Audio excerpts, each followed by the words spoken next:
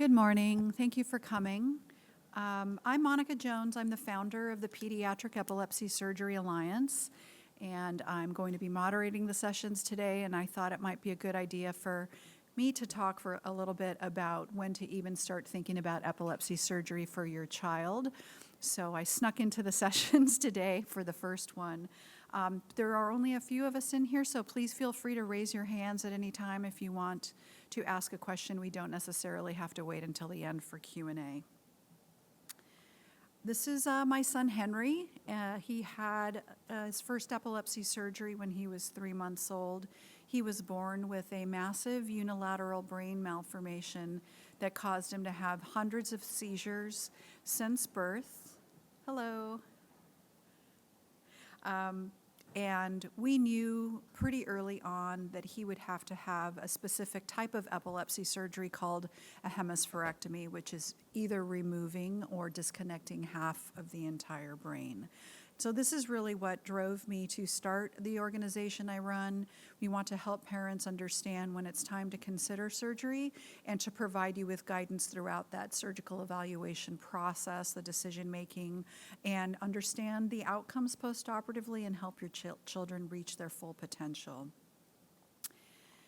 There are only 3 treatments for epilepsy, so I want you to start thinking about epilepsy treatments in these 3 buckets.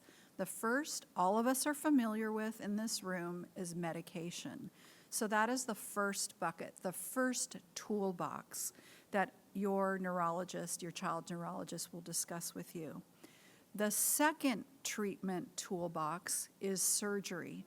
And unfortunately, this treatment toolbox is not opened enough for the population of children that have what's known as medication-resistant epilepsy. So we'll be talking a lot about that in the sessions today.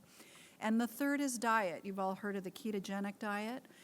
That's a third treatment for epilepsy that sometimes works depending on the seizure type, but may not work in other situations.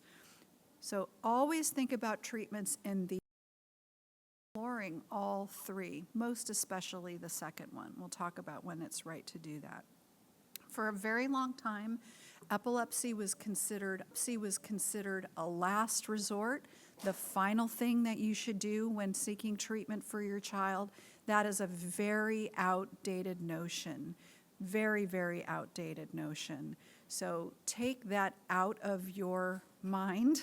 I know brain surgery sounds very, very scary to all of us, but even more scary should be what happens after years and years and years of medication-resistant epilepsy. It's very dangerous for a child. If you walk away with anything from my talk today, I want it to be this slide. Having a surgical evaluation for your child does not mean that you have decided your child will have surgery. It means that you have decided to understand all of your options so that you can make an informed healthcare decision, treatment decision for your child. So if you're in a point where you're just starting to think about brain surgery, or you're scared that your child may need surgery and you haven't even started the surgical evaluation process, then you're really guessing in the dark. You're playing a guessing game in terms of the treatment for your child. So I want you to always think about what are you doing to increase the information that you have so that you can make the right treatment decision. All right, there are 4 different categories of times when you should be considering surgery for your child. The first is, are the seizures considered drug resistant? Is anyone familiar with this slide, or does anyone know what the definition of drug resistant epilepsy is? Anybody? No? It's failure of 2. Just 2. That's why I have a little sticker here that says 2. It's failure of 2 appropriate and tolerated anti-seizure medications.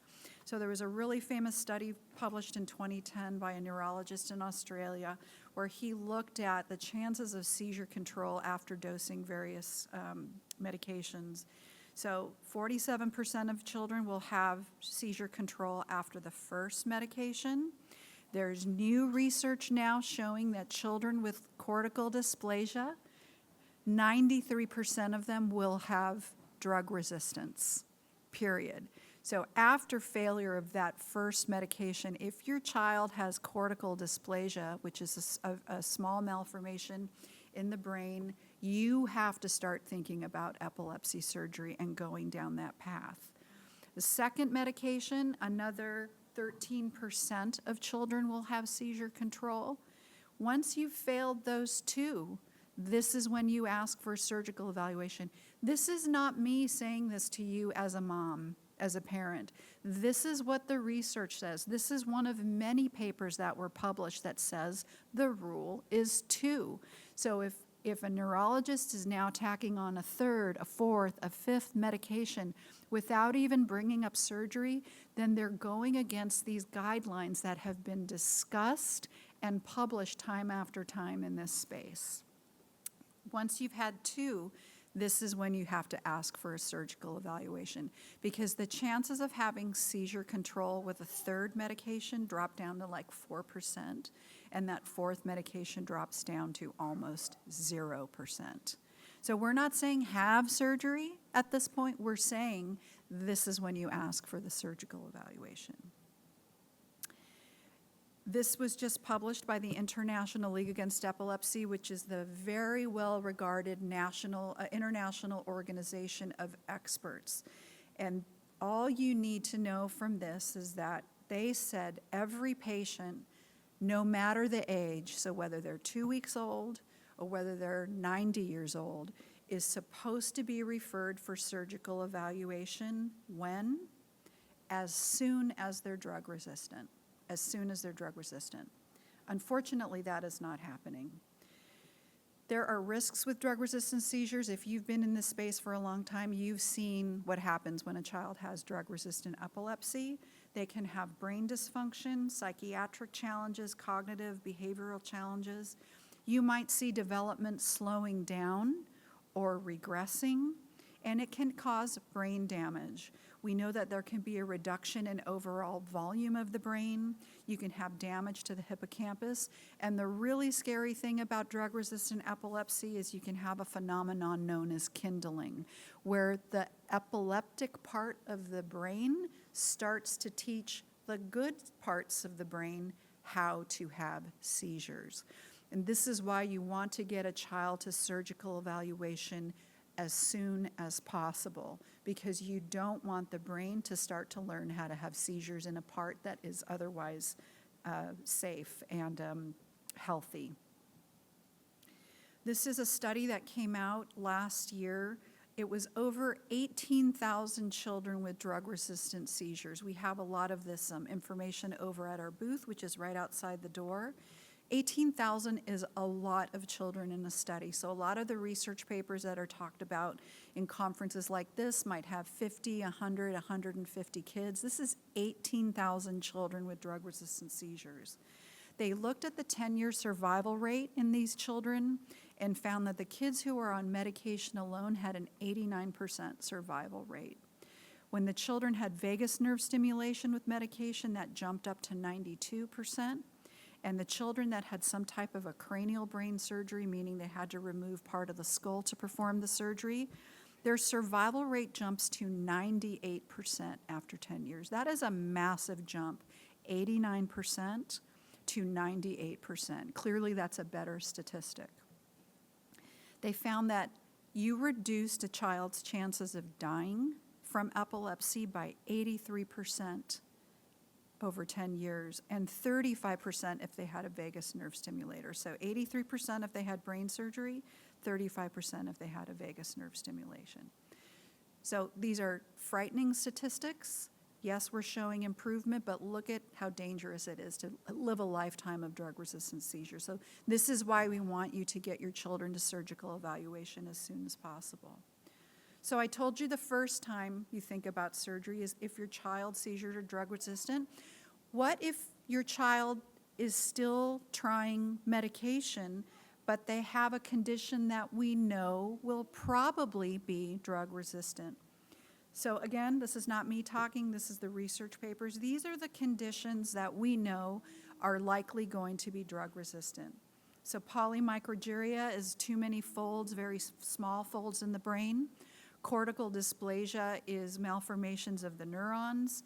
There are other types of brain issues, we call them lesions in this space. So you might have tuberous sclerosis, your child might have had a stroke in utero, or I can't see anymore, so I got to put on my glasses. Rasmussen's encephalitis is a hemispheric autoimmune condition that can happen. My son was born with what's called a hemispheric syndrome, so hemimegalencephaly. You can have a hemisphere that has dysplasia. You can have what's known as a hypothalamic hamartoma, which is a benign tumor on the hypothalamus, or tuberous sclerosis. So all of these things, again, in the research literature, if your child has one of these things, then they're likely to be drug resistant. So it's critically important that you have those brain MRIs to see if there's something in there that might be causing seizures and might eventually be drug resistant. I will point out that cortical dysplasia can be really difficult to see on an MRI, especially when the kids are young, and it can hide on MRI well into adulthood. So you absolutely want to make sure that you're with a team that has an expert neuroradiologist so they can really look for that cortical dysplasia, because that's often what's going on is the child has a subtle brain malformation that's not showing up on MRI. The third category of when to consider surgery is if your child has what's known as an epileptic encephalopathy. We now call them developmental and epileptic encephalopathies, or DEEs. This is just a handful of the many, many, many, many developmental epileptic encephalopathies that a child can be born with. Ohtahara syndrome, Dravet, infantile spasms. My son had infantile spasms, which are a catastrophic epilepsy. There's no other way to sugarcoat it. This is a very bad type of seizure that needs treatment immediately. Lennox-Gastaut is something that often seizures can turn into this Lennox-Gastaut syndrome, and Lennox-Gastaut can be caused by subtle brain malformations or other issues. So my son had half his brain removed because we were avoiding, in part, a Lennox-Gastaut diagnosis. I did not want his seizures to get to the point where then we had an LGS diagnosis, which is very, very difficult to manage. Doucet syndrome, another epileptic encephalopathy, Sturge-Weber, Landau-Kleffner. So you want to ask your child's neurologist, is my child's epilepsy type considered an epileptic encephalopathy? If so, you want to start the conversation now about surgery, because the likelihood of having seizure control with these conditions is slim to none, slim to none. Then the fourth category of when to start thinking about epilepsy surgery is the side effects of medication may outweigh the risks of surgery. I think all of us in this room probably have kids who have been on an anti-seizure medication where it might be working, the seizures might be slowing down, but boy, are they knocked out. They are so drugged out that it's really difficult for them to participate in school, or they're not gaining developmental milestones because the anti-seizure medication has them just flat. When my son had his surgery, we were on 5 anti-seizure drugs waiting for him to get big enough so that he could have epilepsy surgery as an infant. And I remember there was a time where we would give him his medication and he would sleep for like 10 hours. And it was so hard to even give him a bottle. It was impossible to nurse him because those anti-seizure medications totally knocked him out. They stopped the seizures temporarily for a few hours, but how could he even gain weight? How could he thrive? So this is also when you start to think about surgery is, yes, you've got some decent seizure control, you think, but your child is not having any kind of a decent quality of life because they're totally knocked out by the seizure medication. There are a lot of barriers to epilepsy surgery, which many of you have possibly faced. One big problem is it's just an underutilized treatment. Only 1 to 11% of children who should be having epilepsy surgery have it. You may live in an area where you're not near an epilepsy center that has experience or an experienced neurosurgeon, so maybe they're not even bringing it up in the first place. Families tend to overestimate the risks of surgery. We're all afraid of brain surgery, of course, but the risks are not as bad as many of us think they are. Often the providers do not have the knowledge that they need. So there was a study published about 8 years ago that showed that only 14% of neurologists surveyed even knew what the definition of drug resistance was. 14%, so a little over 1 in 10.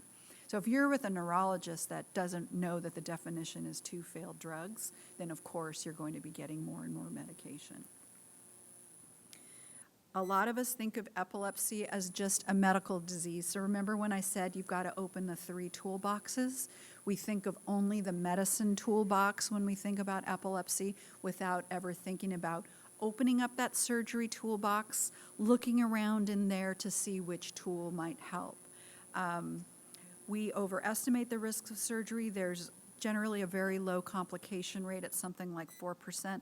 This 0.6 death rate, it's actually much lower than that now. It's closer to 0.1%. Very, very, very low risk. Families think that over half of children will pass away during surgery, that it's really, really quite different than what we think.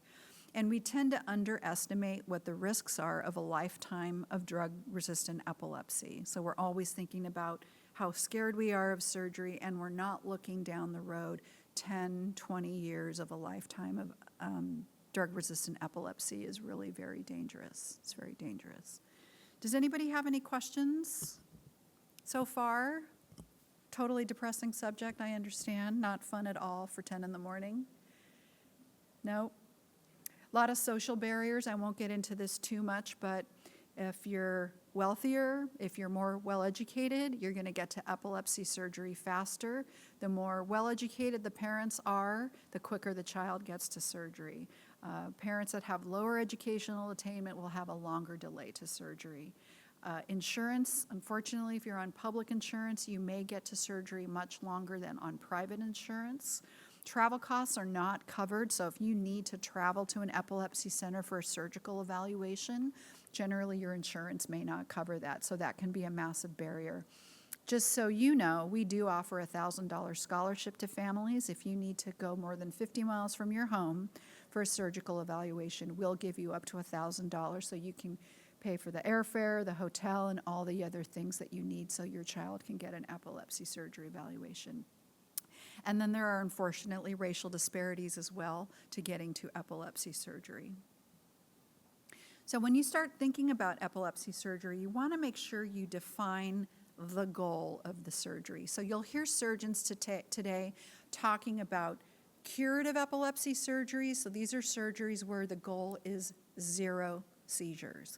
And then you'll hear them talking about palliative procedures. These are procedures that reduce the seizure. I added improve quality of life.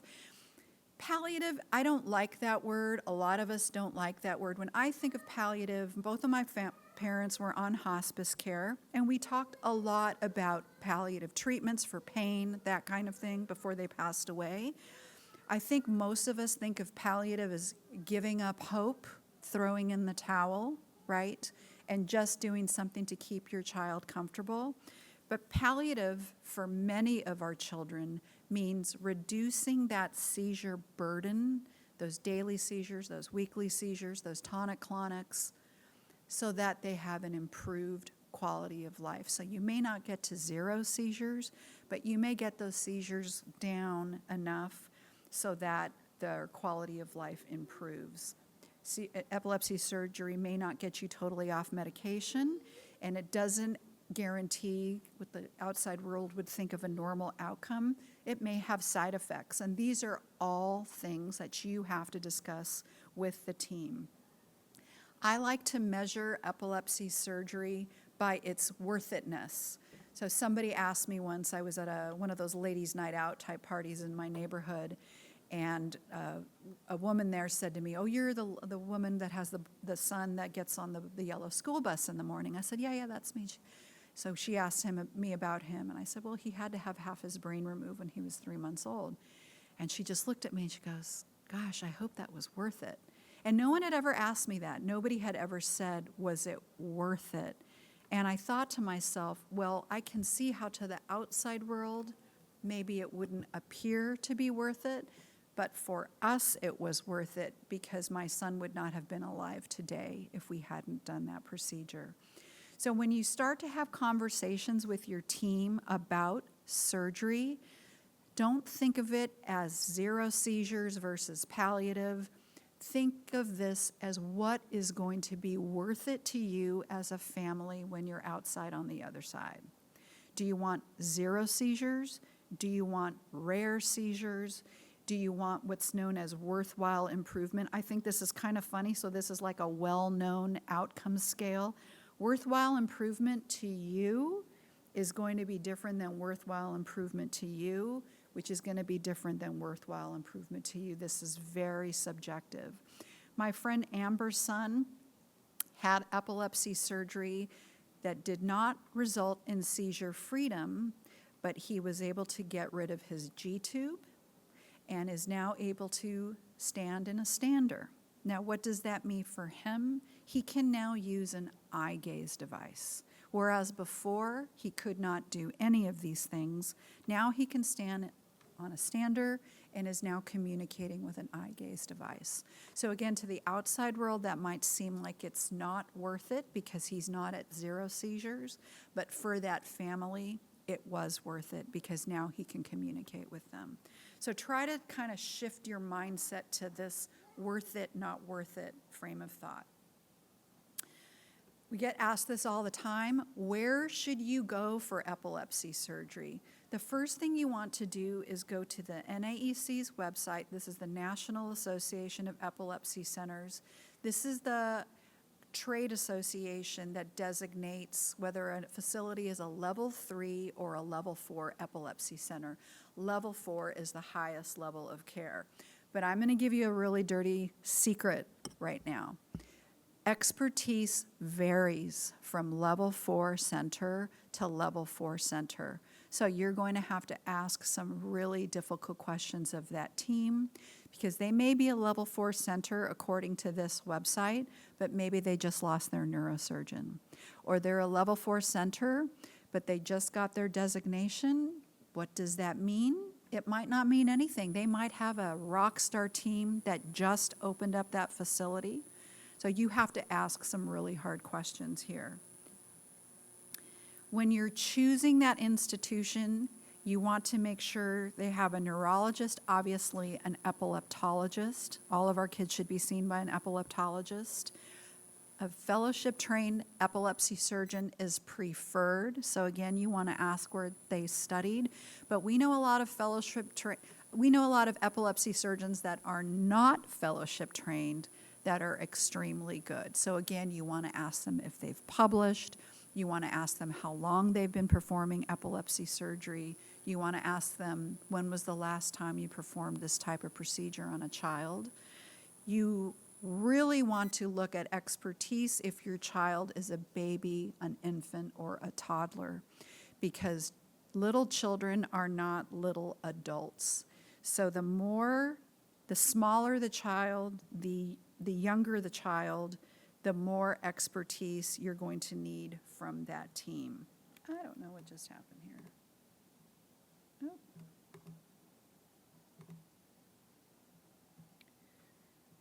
The more expertise you're going to need from that team. So there are 14 level 4 epilepsy centers in the state of California. I can promise you that. There are teams that might tell you, we don't take kids under 2 years old to perform this type of procedure, when I know there's another team at another hospital that'll see your child if they were a month old. So you have to ask really hard questions of them. Extremely important, but really difficult to figure out if they have this, and you have to ask the hard questions, is if they have a really good neuroradiologist. So that's the person reading the brain scans. And we see this all the time where one hospital will say the MRI looks good. Many of you may have heard that. but you know seizure might be coming from a certain spot because other testing might point in that direction, or the way your child is presenting might show a cortical dysplasia, but it's not showing up on the MRI. So you need to get to a team that has a really experienced neuroradiologist to see what they can see. I will say, however, that cortical dysplasia in particular is a real jerk and can hide on MRI for years. So sometimes it doesn't show up at all. Ask the hard questions. How many epilepsy surgeries do you perform every year? If your child is having a resection, you want to know how many resections do they perform. So sometimes centers might hide their number of surgeries in this number by saying the following. We perform 100 epilepsy surgeries a year, but 90 of them are vagus nerve stimulators. That's a very easy procedure that sometimes an ENT can do. So then that means that surgeon's only doing 10 resections a year. That's only one epilepsy surgery a month. That's really not a ton of experience, so you want to ask the hard questions. The younger your child is, you really want to know if they operate on a child as young as yours. When was the last time you did that? When was the last time you performed this procedure on a child my age? The bigger the procedure, the younger your child, the more experience you want to get. And then you want them to share research that supports this decision. There's a ton of research out there. So again, say, okay, you want to perform a frontal lobectomy on my kid who's 4 years old.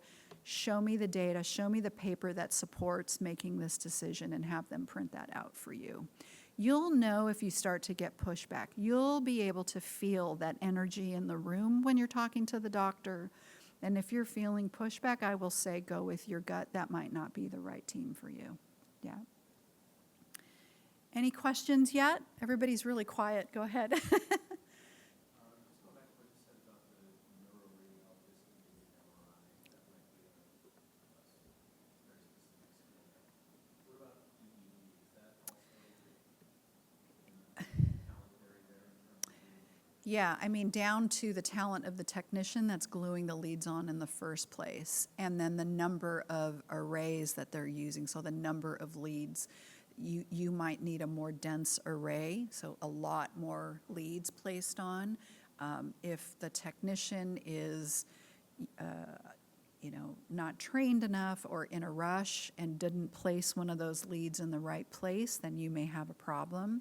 The tricky thing about EEGs as well is the EEG can only read seizures that are coming from about like a centimeter below the scalp. It's really hard to pick up seizures that are coming from deep within the brain. So you can have an EEG that looks good, that looks like you're not having seizures when you are. They're just coming from very deep within the brain. So yes, but the whole team is important, right? Starting from that technician that glues the leads on.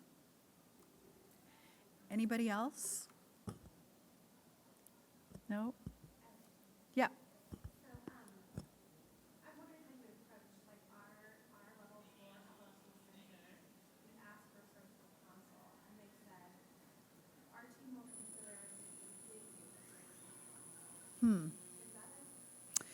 Yeah, every team is different, for sure. I would just remind them of the test is 2 failed medications. The fact, if it was me as a mom, not in my official capacity, but feeling that pushback already, it just makes me wonder out loud if that's even the right team for you. Yeah, because again, the expertise varies, the comfort level varies. They may not have experience with your child's type of epilepsy as much as they think they do. So I really, in this situation, go with my heart more than my head a lot of the time, and I feel like I can absolutely tell when there's just too much of a conflict here, then it might be time to search for a different team. Yeah. Anyone else? Wake up, everyone. Yeah, I know this is a hard topic. So just, what time is it right now? 10:30. All right, we're moving fast. I just wanted to you're going to hear a lot of talk about different types of surgeries today. They generally fall into 4 different buckets. Resective is cutting out or removing part of the brain. A lot of the surgeons don't like when we use this term destructive because they think parents are afraid of that word, but at the end of the day, you are in fact destroying a little part of the brain. Often it's just a little piece. You can disconnect or you can stimulate. So these are the 4 buckets of surgery types that you think about when we're starting to explore surgery. When it's a resective surgery, disconnection, often you need some type of cranial surgery. Sometimes they need to remove a big part of the skull. Sometimes they can make a tiny little hole. Now they're making these tiny little twist drill holes, they're called, which is about the size of a pencil. So really, really small, especially if they're doing the procedure endoscopically or with a laser. This is what resections might look at. You can see that slide on the right. There's been a big piece of the brain removed. What can you take out? All of these different things. So if your child has cortical dysplasia, mesial temporal sclerosis, some sort of a benign tumor, cavernous malformations, etc., these are all types of things that you can actually remove from the brain. This is a really good study that had 116 patients that had resective surgeries. 77% of them are seizure-free. 4% of them on medication are seizure-free. So you're looking at a very, very big difference. If you stay on medication, only 4% have a chance of seizure freedom. 12 months later, 77% in the resection category had seizure freedom. Laser ablation is more and more used, so Dr. Jerry Grant from Duke today will be talking about minimally invasive surgeries. These are smaller surgeries where they use heat to destroy small areas of the brain. Some surgeons are using this to disconnect as well. That's a little trickier because disconnecting the fibers is trickier than disconnecting a small piece of the brain. This is how they go in with the different lasers to burn off a piece of the brain. Some surgeons are using gamma knife radiosurgery. There's an embolism procedure that a handful of hospitals are using for hemispheric surgery. And then at least 1 or 2 facilities are starting to do what's called focused ultrasound. So this is not even an invasive procedure at all. They're not opening up the skull, but it's still very much in research mode. So you would have to be part of a research study to be part of a focused ultrasound. Disconnective surgeries disconnect the white matter. So there's a brain with this beautiful corpus callosum in the middle. Corpus callosum is the main highway that connects both sides of the brain. What most people don't know is you actually have 7 highways that connect the left and the right side of the brain. The corpus callosum is just the 5 freeway. But there are other ways to get to LAX from here, the side streets, other smaller freeways. So when you disconnect the corpus callosum, you're really stopping the 5 freeway, but you can get off and get that message to the other side of the brain.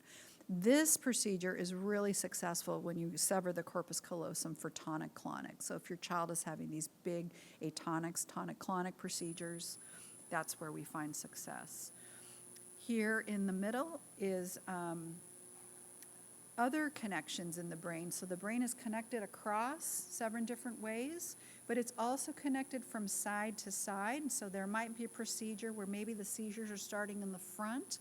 So the surgeon will disconnect the frontal lobe from the other parts of the brain so the seizures don't spread. And then the image on the right is what's known as diffusion tensor imaging, just to show you all the different connections in the brain and the different places where they can try to burn it off so that the seizure don't spread to the other side. It's really pretty. So the corpus callosotomy they can do with open craniotomy. Some surgeons do it with an endoscope. Some surgeons do it with laser ablation. So if you're thinking about a corpus callosotomy for your child, you want to talk to the surgeon about what type of technique they will use and what the success rate is. Here, really nice study showing that 75% of kids are seizure-free of drop attacks after corpus callosotomy. 6% had complications from that procedure. There were no permanent complications, no permanent deficits, and no deaths in this study. So really, really good procedure for tonic-clonics. Vagus nerve stimulator, some don't even consider this a brain surgery. It's a device that goes on your chest and stimulates the vagus nerve. We always say all children with drug-resistant seizures are candidates for epilepsy surgery, every single one of them. The question is which surgery? There are so many of them. At a minimum, your child is a candidate for a vagus nerve stimulator. Very few, if any, kids are not candidates for vagus nerve stimulator. Dr. Hopman yesterday talked about if there are issues with swallowing, some kids may not be candidates, but beyond that, your child is a candidate for a vagus nerve stimulator.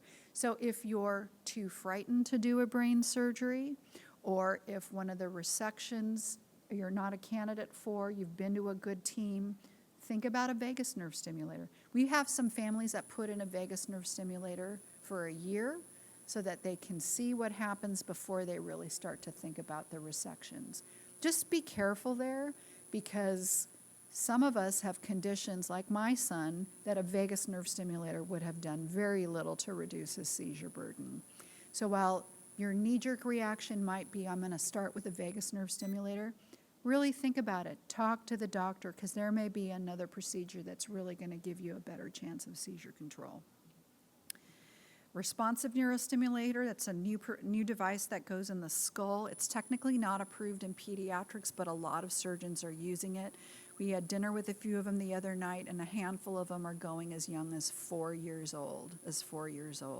Sometimes this stimulator goes into what's called the cortex of the brain. This is the part of the brain that has your actual neurons in it. Other surgeons are using it into a structure in your brain called your thalamus. Your thalamus is like the grand central station of the brain. Every single connection has to pass through the thalamus. The only connection that does not is from your nose for smell. So every movement, every body function, every feeling that you have has to pass through the thalamus. So they can put the leads in that structure to stop the seizures from spreading to the rest of the brain and the body once it reaches the thalamus. And then similarly, there's deep brain stimulation, which goes right into the thalamus as well. So all of these, like a huge menu of options when you open up the surgery toolbox to think about. So ask the really hard questions today, you guys. You have a lot of great surgeons that are coming in to talk to you, and I hope you learn quite a bit from them. And please feel free to email me anytime. This is my cute little family. My youngest there on the right is now taller than me. So, any questions now? No? Nice to see some friendly faces in the audience. Yeah. Please swing by our table if you have any questions. Yeah.